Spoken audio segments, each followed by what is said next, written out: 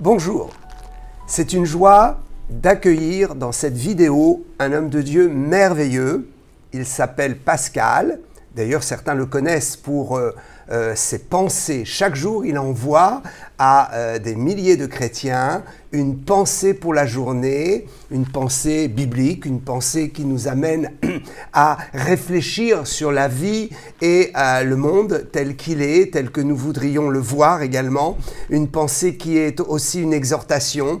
Enfin, il y a plein de bonnes choses dans les pensées de Pascal. Alors certains, vous connaissez déjà ce réseau, vous recevez peut-être même déjà ces pensées. En tout cas, on vous invite à découvrir aujourd'hui ce ministère si vous ne le connaissez pas. Ce qu'il y a de particulier, c'est que Pascal est très amoureux de l'Arménie et il a un fardeau pour l'Arménie. Alors, il y a quelque temps, j'avais eu l'occasion de m'exprimer sur ma chaîne YouTube à propos de ce qui s'est passé en Arménie, de cette chose atroce où les chrétiens ont été spoliés de leurs biens, chassés de leurs terres, et ils ont dû fuir le Haut-Karabakh pour se réfugier en Arménie, plus sur l'Arménie qui est connue actuellement au niveau de ses frontières et au niveau de sa capitale. Alors, j'ai eu l'occasion d'en parler, et puis suite à cette vidéo, cette interpellation, j'ai été mis en contact avec Pascal, et ça a été pour moi un vrai bonheur et une joie et une grâce de Dieu, et je voudrais vraiment vous faire découvrir plus en avant ce ministère. Nous avons eu l'occasion d'échanger déjà sur ma chaîne Facebook, mais nous allons aller un petit peu plus loin aujourd'hui. Alors, Pascal, je suis très heureux de te présenter voilà, sur ma plateforme YouTube.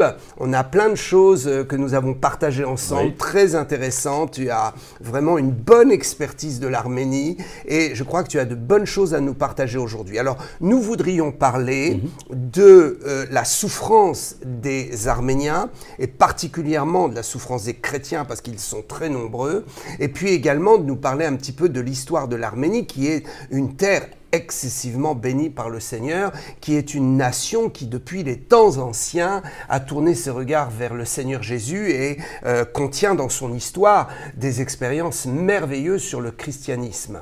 Voilà, donc je te laisse juste un instant te présenter.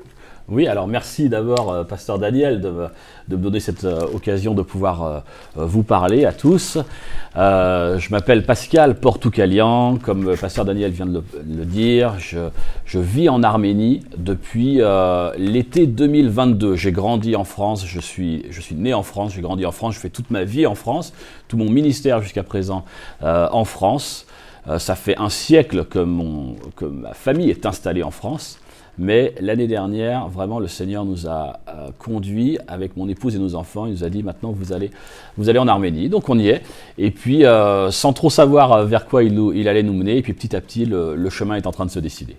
Waouh, c'est merveilleux. Alors, nous allons parler effectivement de la souffrance des Arméniens et des chrétiens parce qu'ils sont très nombreux. On pourra en second temps aussi expliquer un petit peu l'histoire de l'Arménie et puis le contexte social, le contexte culturel qui prend ses racines vraiment dans le christianisme. Oui. Alors, je voudrais juste, pour introduire cela, lire un texte de l'Écriture, Paul aux Corinthiens. Paul aux Corinthiens, chapitre 12, première épître de Paul aux Corinthiens, chapitre 12, versets 25 et 26. Paul dit qu'il n'y ait pas de division parmi vous dans le corps, mais que les membres aient également soin les uns des autres. Je crois que le véritable combat contre la division est essentiellement le socle de l'amour et du souci des autres. C'est ce que Paul veut nous dire ici. Et au verset 26, il dira « Et si un membre souffre, alors tous les membres souffrent avec lui. » pouvoir comprendre la souffrance de l'autre et savoir que nous sommes finalement, nous aussi, énormément concernés par la persécution du christianisme dans le monde, parce que, effectivement, nous pouvons, nous aussi, demain, subir une vague de persécution et nous aimerions bien que d'autres chrétiens dans le monde pensent à nous. Nous prions pour que la France soit bénie, qu'il y ait un merveilleux réveil. Mais nous voulons aussi, en tant que Français, en tant que chrétiens en France, soutenir nos frères et sœurs qui, par le monde, sont persécutés et souffrent. Et précisément, il y a eu un épisode cette année de grande souffrance pour les Arméniens et nos frères et sœurs arméniens. Alors, est-ce que tu peux nous rappeler rapidement ce qui s'est produit, donc les Arméniens qui ont été chassés d'une partie de leur terre qui porte le nom du Haut-Karabakh? Oui, alors ce territoire du Haut-Karabakh, c'est un territoire qui est historiquement, en fait, depuis plus de 2500 ans, qui est arménien, qui a toujours été peuplé d'Arméniens, qui est recouvert d'églises, de monastères, de monuments divers et variés arméniens. Et ce territoire avait été donné il y a 100 ans, en 1921, par Staline, au moment de la création, de la formation de l'URSS, il avait été donné à l'Azerbaïdjan. Puis, lorsque le bloc soviétique s'est effondré, ces Arméniens-là ont dit bah, « nous, on ne va pas rester dans l'Azerbaïdjan, nous n'avons rien à faire. C'est une décision arbitraire soviétique qui a été posée sur nous. Nous n'avons rien à faire dans cet environnement azerbaïdjanais. » Ils ont voulu leur indépendance, ça s'est très mal passé, il y a eu une guerre pendant 3 ans qui a abouti à une victoire arménienne. Pendant une trentaine d'années, jusqu'à 2021, les Arméniens du Haut-Karabakh avaient une république indépendante, la République du Haut-Karabakh. Et puis, en 2021, à partir de 2021, 22, 23, là, l'Azerbaïdjan a attaqué et ça a abouti le 19 et 20 septembre 2023 à la dernière offensive de l'Azerbaïdjan qui a provoqué l'exode total, intégral de 100% de la population du Haut-Karabakh qui était quasiment exclusivement arménienne. Donc là, on parle de 100%. 100%. Ils sont tous partis. Tous. Ils ont tous fui. Le dernier décompte que j'avais il y a une quinzaine de jours faisait état qu'il restait encore 8 Arméniens sur le territoire. Je ne pense pas qu'ils y soient encore, 15 jours plus tard. Soit ils sont morts, soit il a dû se passer quelque chose, mais il n'est pas possible en fait. Le racisme est tellement fort, le lavage de cerveau est tellement puissant dans le système éducatif azéri anti-arménien qu'il n'y en a plus. Il y avait environ 110 000 Arméniens sur ce territoire il y a encore en septembre. Donc c'est une exode qui a été c'est un nettoyage ethnique précipité très rapidement. Et alors donc nous pouvons vraiment entendre votre témoignage puisque vous êtes sur place. Oui. Vous amenez un témoignage qui est vivant, qui est vrai. Vous êtes témoin de ce qui se passe sur place, témoin oculaire. Et donc la souffrance, vous la ressentez vraiment. Ces populations arméniennes du Haut-Karabakh, elles ont dû arriver sur le territoire arménien, donc de la République d'Arménie, et ils sont aujourd'hui partout en Arménie. Alors moi j'habite à Yerevan, la capitale, elle abrite à peu près les 2/3 de l'ensemble de la population arménienne, et il y a beaucoup de réfugiés ici, mais il y en a également dans plein d'autres endroits, notamment dans le sud de l'Arménie, qui est donc très proche de l'endroit où ils sont arrivés. Et effectivement, ces populations-là, elles ont besoin de tout aujourd'hui. C'est-à-dire que c'était des gens comme vous et moi, des gens qui avaient un logement, un travail, un réseau d'amis, de relations, etc. Et que du jour au lendemain, on leur a dit, maintenant, tu laisses ta clé et tu pars de là. Donc ils sont partis, ils ont tout laissé. Et donc cet exode finalement s'est éparpillé sur l'ensemble de l'Arménie, oui. Donc de partout dans le territoire. Et comment vivent-ils? Parce que on en a parlé très très peu dans les médias finalement. La communauté internationale ne s'est pas vraiment penchée sur la question et n'a pas apporté une aide humanitaire importante. Donc aujourd'hui ils sont démunis de tout et ils doivent survivre avec la générosité finalement de la population sur place et peut-être aussi de certaines aides qui viennent de l'étranger. Effectivement, il y a eu une petite fenêtre médiatique pour couvrir ce qui s'est passé. Je vous le rappelle, l'attaque azérie, c'était 19-20 septembre. Il y a eu une petite fenêtre médiatique jusqu'au 6 octobre 2023, puisque le 7 octobre, il y a eu l'attaque du Hamas en Israël qui a recouvert l'ensemble de la visibilité médiatique. Donc il s'est passé donc une quinzaine de jours pendant lesquels on en a parlé un petit peu dans les médias occidentaux. Mais le fait qu'on n'en parle plus ne signifie pas que le problème est réglé. On est parti maintenant sur une crise longue. C'est-à-dire que 110 000 réfugiés qui arrivent dans un pays de 3 millions d'habitants qui déjà peine à faire tout le nécessaire pour sa population, ça pèse, et ça pèse lourd. Donc les aides sociales publiques arméniennes, il y en a, mais c'est quand même léger. Ils se débrouillent surtout par eux-mêmes, faire ce qu'ils peuvent entre la solidarité entre familles, puisque beaucoup de ces Arméniens du Haut-Karabakh avaient de la famille ou des amis dans la République d'Arménie, donc ça se passe beaucoup par là. Et puis ensuite, c'est l'aide humanitaire des ONG.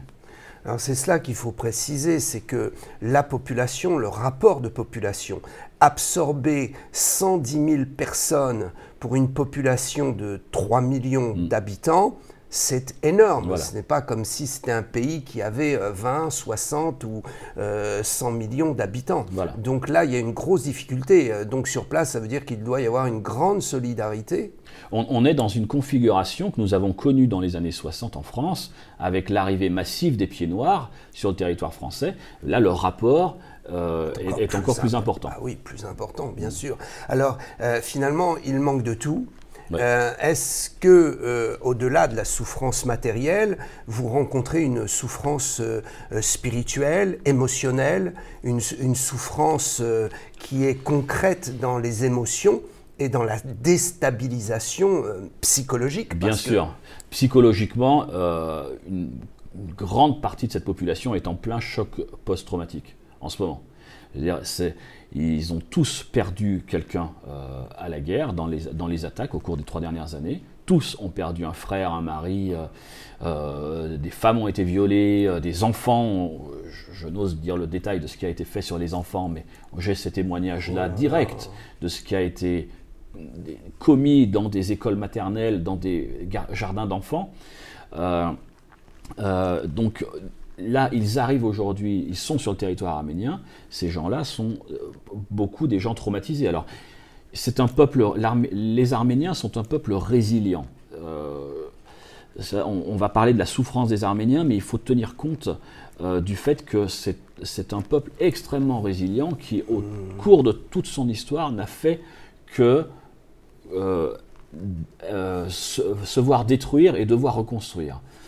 Il a fait ça, toute l'histoire du peuple arménien est constituée de destruction et de reconstruction, de domination dont ils se sont relevés par les Arabes, par les Perses, par les Romains, par les Mongols, par les Turcs, les Ottomans. Les dernières en date, c'était les Soviétiques.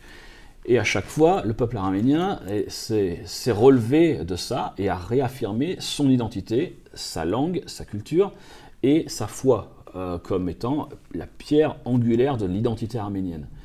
Les Arméniens, on a voulu les convertir au zoroastrisme, ils l'ont refusé. On a voulu les convertir à l'islam, ils l'ont refusé. On a voulu les convertir à l'athéisme soviétique, ils s'en sont relevés. Et à chaque fois, c'était non, mais nous sommes une nation chrétienne et ça ne bougera pas. Donc, est-ce qu'on peut dire que finalement, le vrai conflit est un conflit religieux sous effectivement un discours politique, une politique finalement qui a voulu spolier la terre d'une nation, d'un peuple, une terre qui leur appartenait déjà depuis très longue date, comme vous l'avez expliqué, et donc spolier leur terre parce que finalement il y a un conflit religieux très fort. Alors je mettrai une petite nuance, c'est-à-dire qu'en apparence, et la question religieuse, oui, elle est utilisée, et notamment pour faire... pour mobiliser les troupes et la population azérie contre les Arméniens. On va dire, voilà, nous sommes des musulmans et voilà les ennemis chrétiens. Ça, c'est ce qui va être utilisé. Néanmoins, là où je mettrais une nuance, c'est que nous avons un partenaire, l'Arménie a un partenaire majeur, par exemple, qui est l'Iran, dont on ne peut pas soupçonner que l'Iran soit très christianophile. Et l'Azerbaïdjan a un partenaire majeur qui est Israël. Et pourtant, Israël a tellement plus en commun culturellement, historiquement et même spirituellement, il y a tellement plus en commun avec l'Arménie qu'avec l'Azerbaïdjan. Donc la question religieuse, elle est là, c'est certain, puisque une des choses qu'ils font, une des premières choses qu'ils font en prenant les territoires arméniens, c'est de détruire les églises, de détruire ou de détériorer ou de transformer les églises, les cathédrales, etc. Mais cet argument spirituel-là, c'est aussi un moyen de manipulation de la population. Mais là, il y a quand même, vous évoquez quelque chose de très fort, c'est qu'il y a une volonté de détruire tous les emblèmes, les symboles chrétiens, et de détruire également la culture chrétienne pour peut-être un jour dire, voyez, il n'y a jamais eu de chrétiens ici, ça a toujours été les musulmans, et donc nous revendiquons cette terre parce que c'est l'islam qui est là depuis toujours. C'est précisément ce qui s'est déjà produit dans un autre territoire qui avait été donné par Staline à l'Azerbaïdjan. C'est un territoire qu'on appelle le Nakhichevan. Ce territoire-là, il y avait sur ce territoire 89 églises et monastères chrétiens. C'est un territoire qui était encore majoritairement arménien, quoique un peu plus mixé au niveau des origines ethniques que le Haut-Karabakh. Le Nakhichevan, il y avait un petit peu d'autres groupes ethniques dessus. Mais il y avait quand même une majorité chrétienne. Et de la même manière, dans les années 20, Staline l'a donné à l'Azerbaïdjan.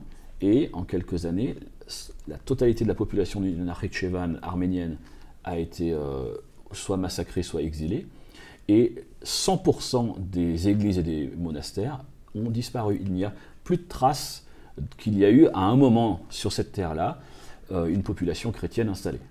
Oui, alors ça, c'est un mode opératoire qui est vraiment déloyal et qui est un crime contre les peuples, l'humanité et contre l'histoire. Oui, et alors, est-ce qu'on peut dire finalement que la quasi-majorité des combattants, des soldats, qui ont envahi le Haut-Karabakh, parce qu'il faut rappeler que donc c'est une armée qui a envahi, ce ne sont pas des civils, c'est donc une armée qui a attaqué des civils.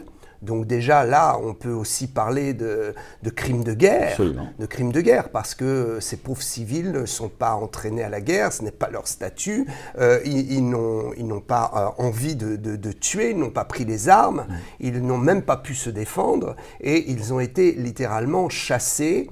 Et puis on a beaucoup vu qu'il y a eu aussi des morts, des crimes, on peut parler de crimes de guerre. Donc si on pense que la grande majorité des combattants de l'Azerbaïdjan qui sont venus chasser les Arméniens et récupérer une terre et détruire les monuments chrétiens, si on considère qu'ils ont la confession dans le Coran, on peut se dire, mais où est la religion de l'amour ?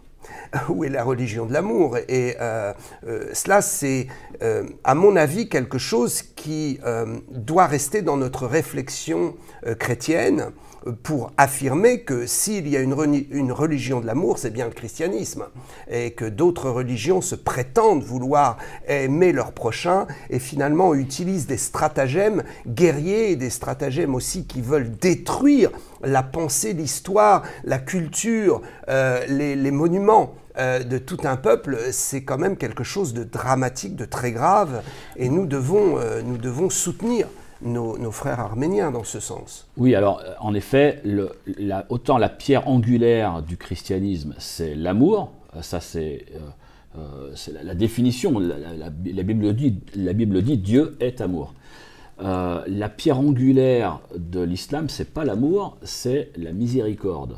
Ils appellent Allah le tout miséricordieux, le grand miséricordieux. C'est une notion. Voilà, c'est en tout cas autour de cette notion-là qu'ils bâtissent l'image de Dieu. Et en l'occurrence, ce Dieu-là n'est pas le Dieu d'amour du christianisme. C'est, pour avoir discuté régulièrement avec des musulmans, souvent, cette notion d'un Dieu d'amour, c'est quelque chose qui les chagrine un petit peu, qui leur fait dire on a un Dieu bisounours. Ouais. Mais il faut arriver à les amener en fait dans cette notion-là. Qu'est-ce que c'est que la miséricorde sans l'amour, etc.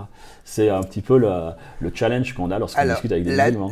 Voilà, cette nuance entre miséricorde et amour, moi je ne la vois pas parce que dans la logique, il ne peut pas y avoir de miséricorde sans amour. Comment exclure l'amour, la compassion de son prochain?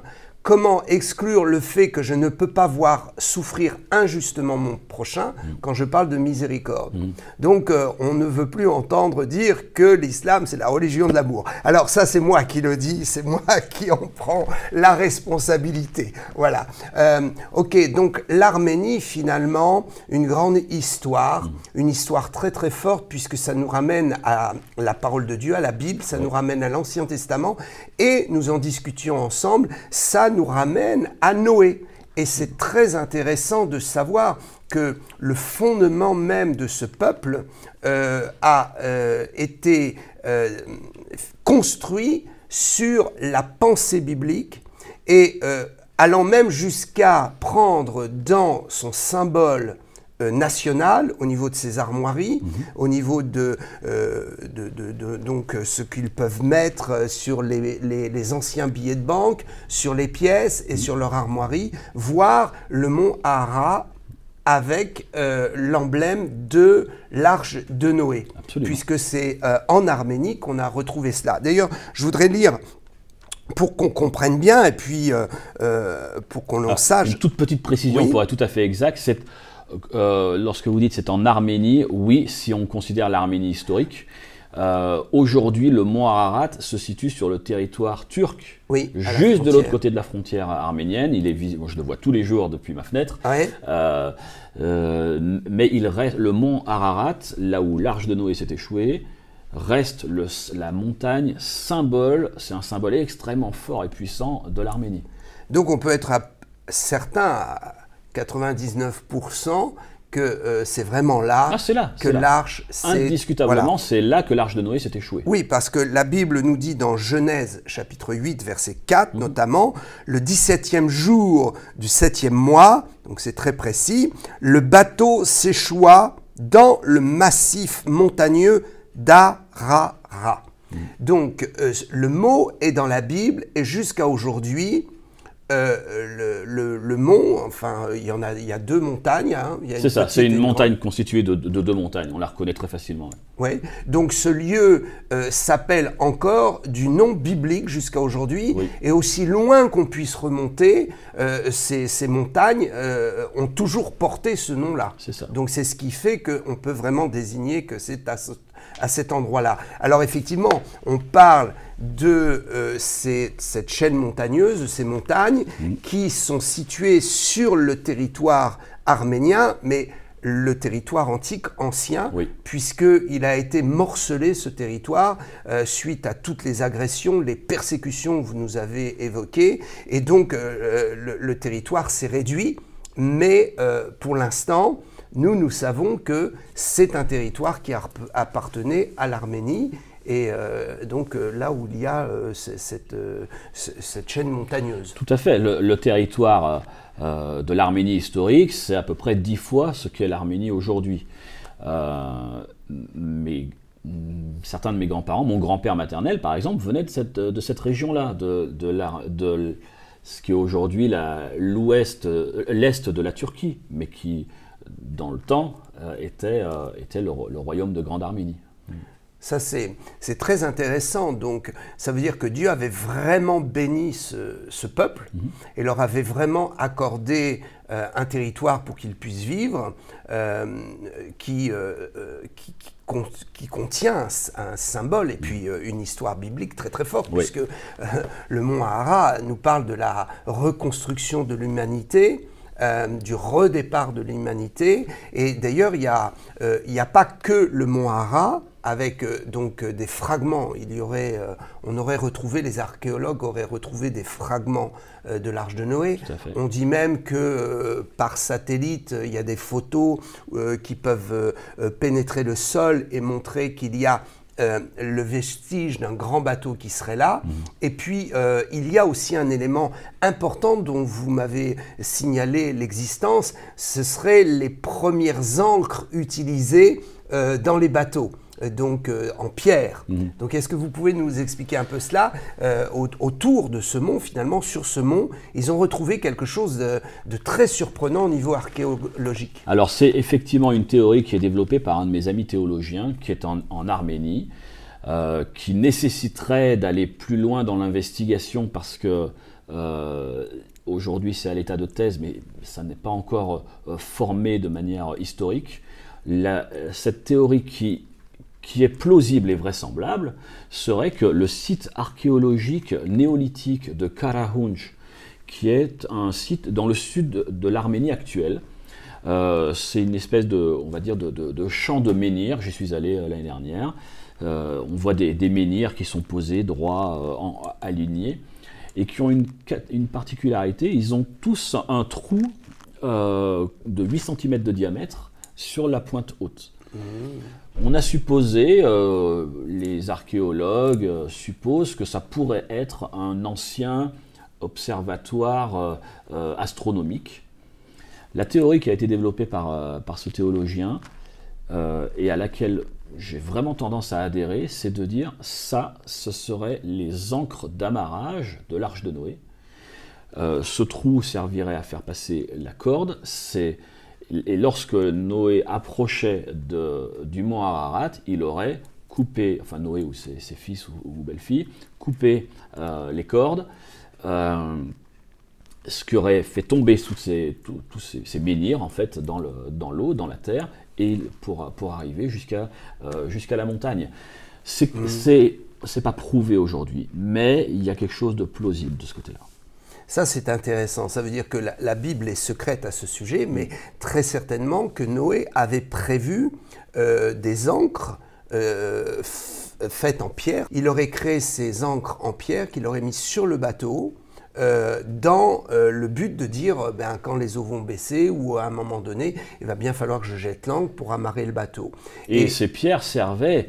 ce sont des grosses pierres, hein. Elles servaient vraisemblablement à stabiliser le bateau. Je ne sais pas comment est-ce qu'elles étaient installées dans le bateau, mais elles pouvaient servir à stabiliser le bateau, sachant la tempête et les vagues qui allaient venir. Dieu a très bien pu inspirer, sans que ce soit relaté dans le texte biblique, mais Dieu a très bien pu inspirer à Noé de dire « tu vas charger ça, ça va stabiliser le bateau pour les mouvements à venir ». Alors, ce qui est intéressant, c'est que les archéologues sont d'accord avec les historiens pour dire que les premières ancres qui étaient utilisées sur les bateaux étaient vraisemblablement des ancres faites en pierre. Oui, là-dessus, les archéologues le savent, c'est avéré. Il s'agit de la première génération d'encre d'amarrage dans les plus vieux bateaux qu'on connaît de l'époque antique. C'est des grosses pierres avec un trou, et puis ensuite il y a eu 2 trous, 3 trous.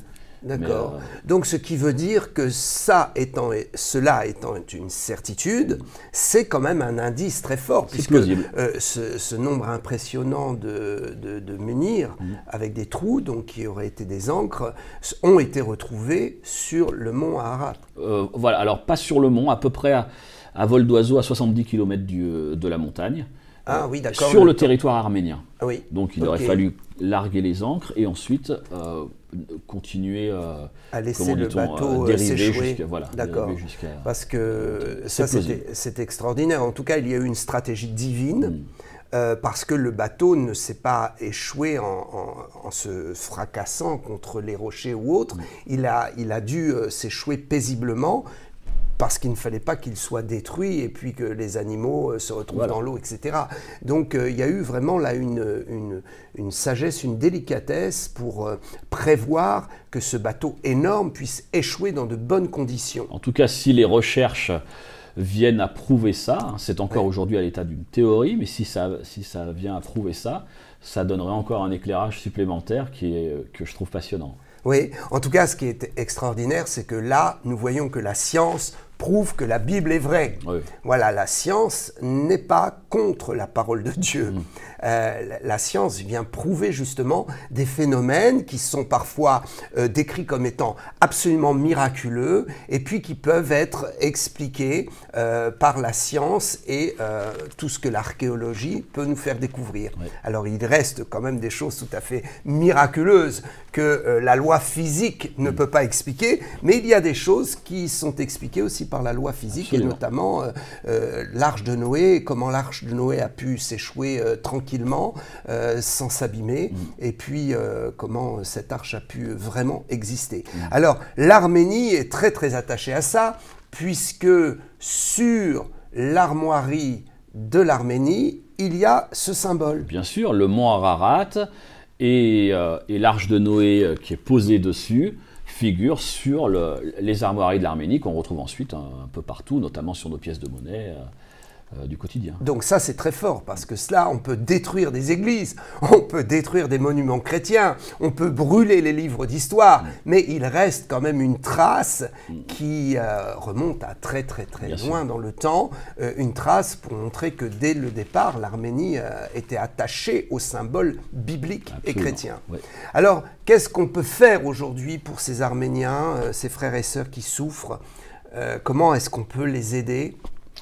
Il y a plusieurs manières. Déjà, ce que vous êtes en train de faire là, de me recevoir, moi ou d'autres personnes qui sont capables d'en parler, qui ont une expérience de l'Arménie, et de le faire savoir ensuite aux spectateurs, aux lecteurs, ça c'est déjà une première chose qui est très précieuse. Merci à toutes les personnes qui regardent l'émission. Vous êtes en train de vous informer et en vous informant, vous apprenez et vous pouvez en parler à d'autres, ce qui permet d'éviter à cette réalité-là de basculer dans les abysses de l'oubli. La seconde chose, évidemment, c'est la prière. Incontestablement, l'Arménie... Qu'a fait Noé lorsqu'il est descendu de l'arche? Il a bâti un autel.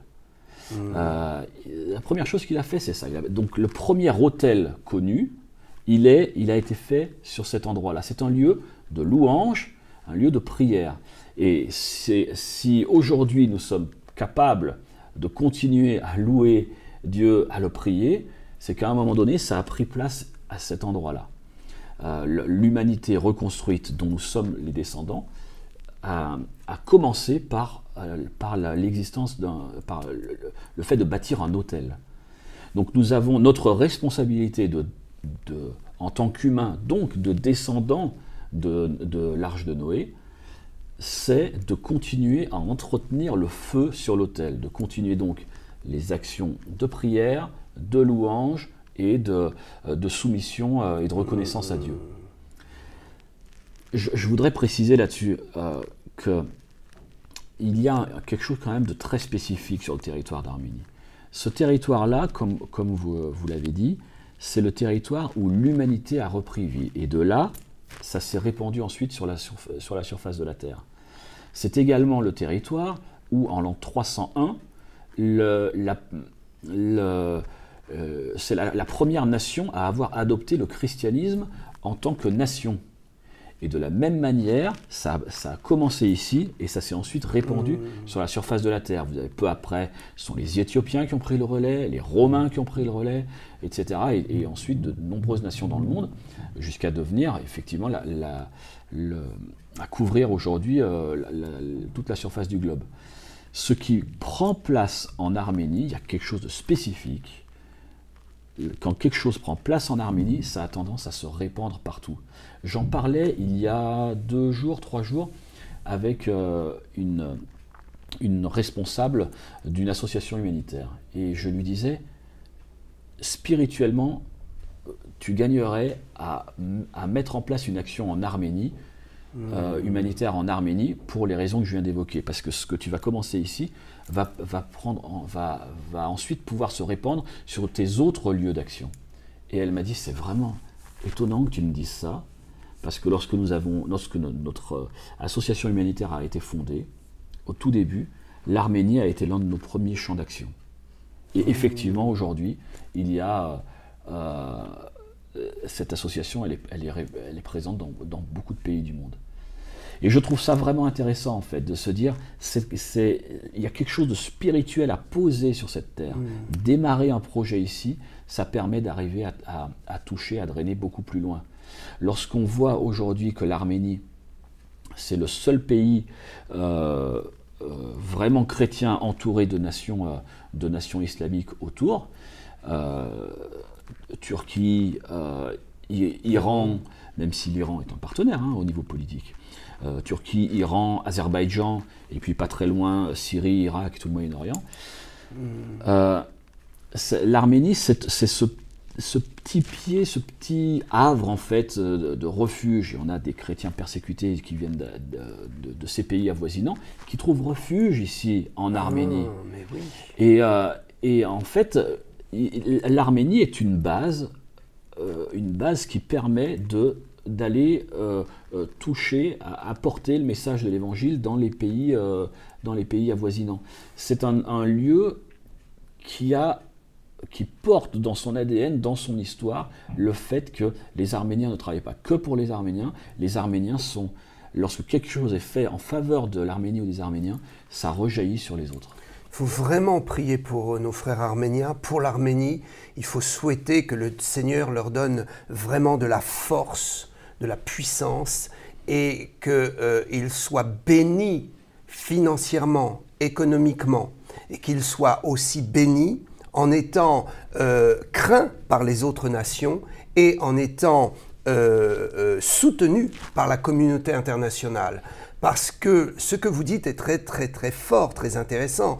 Ça veut dire que les Arabes qui sont persécutés parce qu'ils se donnent à Jésus et ils quittent l'islam, qui sont persécutés dans tous les pays autour, ces Arabes-là persécutés trouvent refuge en Arménie, c'est-à-dire que l'Arménie leur ouvre leurs portes et les accueille pour les protéger finalement et leur donner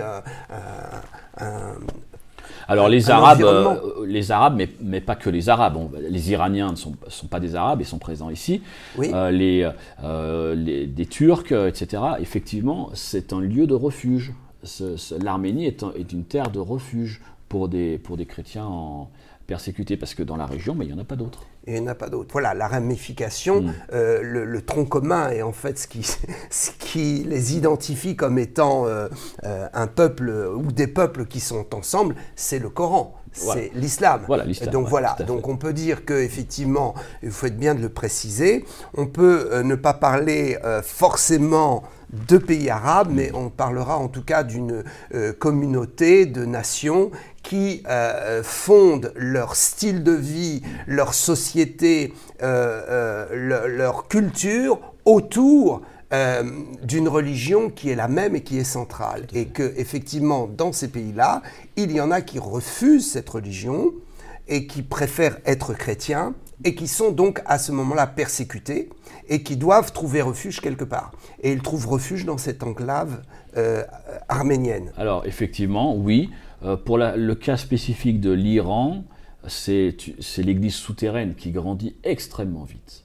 Il y a, alors j'entends différentes sources, 1 million, 2 millions, je ne sais pas exactement, de chrétiens en Iran qui se sont convertis au cours de ces dernières années. Et pour avoir discuté avec des missionnaires iraniens, ils ont bâti toute une stratégie de manière de vivre leur foi en toute petite communauté. C'est-à-dire, ils vivent la foi, ils ne connaissent la plupart du temps pas plus que 5 autres chrétiens, de manière à se protéger. Wow. Donc leur culte, leur rassemblement, leurs études bibliques se font par tout petits groupes, dans des lieux secrets, parfois dans des voitures, dans des taxis qui circulent, et comme ça, ils sont à 5 dans la voiture, et ils font leur culte en circulant. De manière à ce que si l'un d'entre eux se fait attraper et torturer, il ne puisse pas livrer plus que 4-5 autres personnes. Waouh. Ils sont attrapés et torturés, violés pour les femmes, et ça va même jusqu'au meurtre. Bien sûr, en Iran, oui. En Iran, c'est courant. Tout ça au nom d'une religion intolérante vis-à-vis du christianisme. Alors oui, et en même temps, encore une fois, pardonnez-moi, je vais encore remettre une petite nuance. Le cas particulier des Arméniens en Iran, où les Arméniens sont autorisés à vivre leur foi chrétienne en Iran. L'Iran entretient les très vieilles églises arméniennes, de la même manière que l'Arménie entretient la mosquée bleue de Yerevan, la capitale, qui est une mosquée persane iranienne du XVIIe ou du XVIIIe, peu importe, je ne sais plus. Et il y a une relative tolérance auprès des Arméniens, à condition qu'ils n'aillent pas à annoncer l'évangile aux autres. Mais tous les chrétiens d'origine islamique, ceux-là sont en très grand danger en Iran, oui. Ah oui, c'est ça. C'est-à-dire il est impossible, il est interdit, strictement interdit, de se convertir au christianisme quand on est de confession islamique. Oui. Et donc ceux qui le font peuvent venir se réfugier quelques-uns se retrouvent en Arménie, effectivement. Oui. Alors, l'Arménie, une grande histoire, beaucoup de bénédictions dans ce pays, et surtout, vous m'excitez à la saine jalousie. J'ai envie d'aller en Arménie. Mais venez, maintenant. Bienvenue. J'ai vraiment envie d'y aller parce que, effectivement, il y a tout un symbole biblique, mais au-delà du symbole biblique, il y a cette réalité d'une terre qui a été bénie, où il s'est passé des événements extraordinaires. C'est vrai, quand vous dites que le premier autel a été construit là, a été bâti, c'est énorme. Cet autel qui était connecté à l'alliance que Dieu avait donnée, d'ailleurs avec l'arc-en-ciel. Ouais. Parce que la première véritable alliance pour l'humanité, avec une promesse de Dieu que Dieu ne détruirait plus la terre par les eaux, ça s'est passé là finalement. Exactement. Donc Noé a vécu les premières très fortes intensités dans la prière, puisqu'il était porté par cette alliance et par cette mission de relancer l'humanité. Donc c'est très très très fort. Donc on invite les chrétiens à aller visiter l'Arménie. Mais venez, alors je sais que les gens, certains parfois ont un petit peu peur de se dire est-ce que c'est sécure, est-ce que c'est pas sécure. En Arménie, effectivement, contrairement à la France, on est exactement dans le schéma inverse en France. En France, on n'a pas vraiment de problème, rien à craindre par rapport à nos frontières. Aujourd'hui, en tout cas, il est peu probable qu'une armée va attaquer les frontières de la France. En revanche, on a de l'insécurité à l'intérieur. Ça se développe malheureusement. La délinquance, la criminalité en France, c'est quelque chose qui, aujourd'hui, c'est un niveau qui est quand même bien plus élevé que ce qui était il y a 50 ans, par exemple. L'Arménie est exactement dans le processus inverse. Nous avons à craindre nous craignons pour nos frontières avec des voisins extrêmement virulents. L'Azerbaïdjan épaulé par la Turquie. Donc au niveau des frontières, il faut faire un petit peu attention en effet, ne pas aller n'importe où, mais ça, l'ambassade de France sait très bien identifier ces choses-là et les communiquer à ses ressortissants.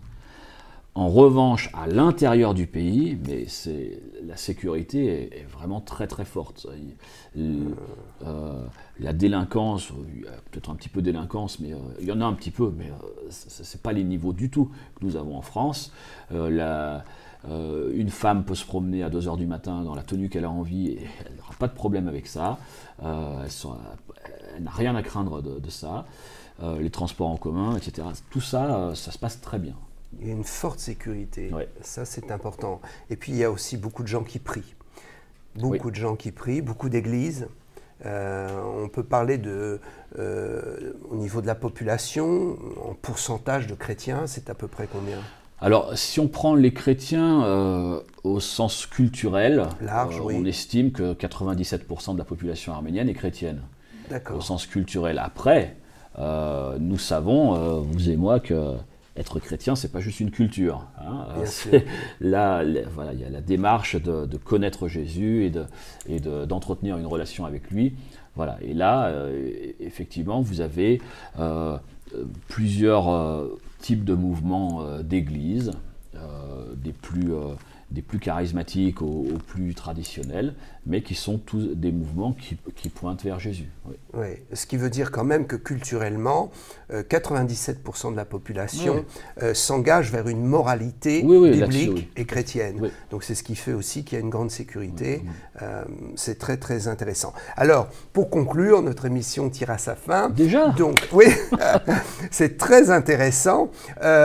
Comment peut-on aider les Arméniens? Donc vous avez dit il faut parler de l'Arménie. D'ailleurs, c'est le but aussi de cette émission. On vous remercie de faire connaître cette émission, de la partager et puis de vous renseigner encore peut-être un peu plus sur l'Arménie. Deuxième point, il faut prier pour nos frères et sœurs, prier pour l'Arménie. Et peut-être un troisième point qui est plus financier peut-être. Là, sur le plan matériel, effectivement, vous avez plusieurs associations qui font un très bon travail en Arménie. De mon côté, moi j'ai organisé une collecte de fonds et je repartage les sommes qui sont collectées. J'ai identifié en Arménie des structures chrétiennes qui font un travail d'accueil auprès des réfugiés. Donc je me suis fait épauler pour ça de gens qui sont très connectés à tout l'ensemble du monde chrétien arménien. Et puis je continue à asseoir ainsi le travail des églises locales et des organisations chrétiennes en leur permettant d'aider. Donc mon nom n'apparaît pas, ça n'a strictement aucune importance. Les bénéficiaires ne savent pas que l'argent vient de France, et c'est très bien comme ça, ou des pays occidentaux, et c'est très bien comme ça. L'aide provient de l'église locale, et ainsi on permet à l'église d'être pertinente sur son territoire, on lui permet d'être celle que le réfugié va pouvoir identifier comme l'entité qui m'a aidé lorsque j'étais nu, que j'avais faim, que j'avais froid. C'est l'Église qui m'a aidé. Et au niveau également des autorités locales, ça permet d'asseoir la présence de ces églises et des organisations chrétiennes sur le territoire. Donc moi j'ai identifié plusieurs de ces structures-là dans plusieurs régions, plusieurs endroits d'Arménie, et je travaille avec eux. Et les sommes que je collecte en France ou ailleurs vont auprès de ces structures-là. On a déjà acheté 700 blousons, vestes pour distribuer aux réfugiés. On est en train d'acheter des chauffages, du matériel de cuisine. Des chaussures, des bottes. Chaussures, bottes, Parce etc. que là, il fait froid là en ce moment. Voilà, on arrive sur l'hiver, donc effectivement il y a ça. Il est question de pouvoir obtenir des matelas aussi, puisque certains sont encore logés dans des bâtiments communaux, comme des écoles ou des gymnases. Et pour certains d'entre eux, encore à même le sol, donc il faut aussi fournir ces choses-là. Et tout ça, je veille autant que possible à ce que ce soit acheté en Arménie, ce qui permet aussi de faire tourner l'économie locale. Bien sûr, bien sûr. Et puis c'est très difficile pour nous de France d'acheminer par camion ou autre. Ça se fait, mais bien sûr c'est faisable. Mais c'est moins efficace. Autant faire tourner, autant injecter cet argent-là dans l'économie arménienne et que ça fasse tourner aussi, bien sûr, en face d'une pierre deux coups. Absolument. Donc ce que vous dites est très important. Il faut aimer l'Arménie, il faut se renseigner, parce que finalement, comment prier avec compassion si on ne connaît pas les gens? Donc il faut s'informer pour que la compassion nous saisisse, qu'on sache comment prier, quelles sont les orientations dans notre prière quand on connaît mieux le pays et les souffrances, etc. et l'histoire. C'est le but d'ailleurs de cette émission. Ensuite, donc, la prière. Et puis, troisièmement, une aide matérielle. Et alors, ce qui est très intéressant dans ce que vous dites là, et qui est complètement biblique, c'est que un chrétien veut donner. Et il veut donner avec de la discrétion, parce que quand on fait l'aumône ou quand on aide son prochain, la Bible dit il vaut mieux pas que ta main gauche, ta main droite sache que l'un et l'autre font. Donc il y a la discrétion devant Dieu, ça c'est bien. Et puis la deuxième chose, c'est d'être sûr que l'on donne dans le bon circuit et que ça va arriver. Donc on veut donner avec discrétion et on veut aussi être sûr que notre don arrive. Et donc là, vous êtes sur place et vous pouvez garantir de la redistribution des dons qui peuvent vous être donnés. Donc, tout à fait. L'argent qui est là, il est collecté par un fonds de dotation en France qui s'appelle Un verre d'eau. Et Un verre d'eau, ensuite, le renvoie en Arménie. Et moi, je veille à ce que ce soit distribué aux bonnes entités. C'est des entités que j'ai identifiées et les sommes sont suivies. Nous vous encourageons évidemment à bénir nos frères et sœurs et à semer, et nous le faisons avec joie. Alors, on va clôturer, terminer cette émission par la prière. Est-ce que je peux vous demander de dire quelques petits mots peut-être en arménien pour tous les Arméniens qui nous suivent, et puis pour nous qui ne sommes pas arméniens, entendre quelques petits mots comme ça de votre langue, ça fait chaud au cœur. Et puis adresser une prière au Seigneur pour bénir l'Arménie et bénir tous nos auditeurs, auditrices qui ont suivi et qui suivent cette émission, afin que le Seigneur aussi touche en profondeur leur cœur, et puis qu'ils soient dans la joie de pouvoir participer à l'œuvre extraordinaire que vous faites en Arménie. Donc voilà, je vous donne la parole. Pour clôturer, oui, j'utilise dans mes emails qui s'appelle La pensée de Pascal, que quelques milliers de personnes lisent tous les jours. J'ai décidé il y a quelques temps de signer toujours par la même phrase en arménien, c'est Asfas Ornikez. Asfas Ornikez, ce qui signifie que Dieu te bénisse. Wow, wow. Pourquoi j'ai voulu leur mettre signé avec cette phrase? Je me suis dit, la quasi-totalité de mes lecteurs ne sont pas d'origine arménienne. S'ils devaient connaître une seule phrase, j'aimerais que ce soit celle-ci, pour que s'ils rencontrent un Arménien, ils puissent lui dire « Je ne sais rien dire en arménien, mais je sais juste te dire que Dieu te bénisse. » Voilà. Et pas plus tard qu'il y a 2 ou 3 jours, j'étais sur un salon et un lecteur français me dit, une lectrice française me dit, j'ai rencontré un Arménien dernièrement, et je lui ai dit Asfas Ornikez. Et il était bluffé. Voilà. Ah oui, alors si vous pouvez retenir une seule phrase, retenez celle-ci, Asfas Ornikez. Voilà, on va clôturer par la prière. Merci, merci. Père, merci pour l'occasion que tu nous permets encore d'avoir aujourd'hui, de pouvoir parler de toi à travers le peuple arménien. Merci pour tout ce que tu as fait jusqu'à présent pour le peuple arménien. Merci de l'avoir protégé à travers les âges et les millénaires, de l'avoir protégé de toutes les invasions, de toutes les guerres, de toutes les tentatives de génocide, tout le nettoyage ethnique qui vient d'avoir lieu. Oui. Seigneur, tu as continué de préserver ton peuple. Nous te prions que tu continues, Seigneur, à veiller sur ce petit troupeau, que tu continues de le bénir et qu'à travers lui, l'humanité soit touchée, que l'humanité puisse connaître davantage ton nom et te connaître toi. Nous te prions, nous te bénissons, Seigneur, et nous savons que tu vas agir au nom de Jésus. Amen. Amen, amen, amen. Merci Pascal. Nous vous disons merci d'avoir suivi cette émission. À bientôt, à bientôt.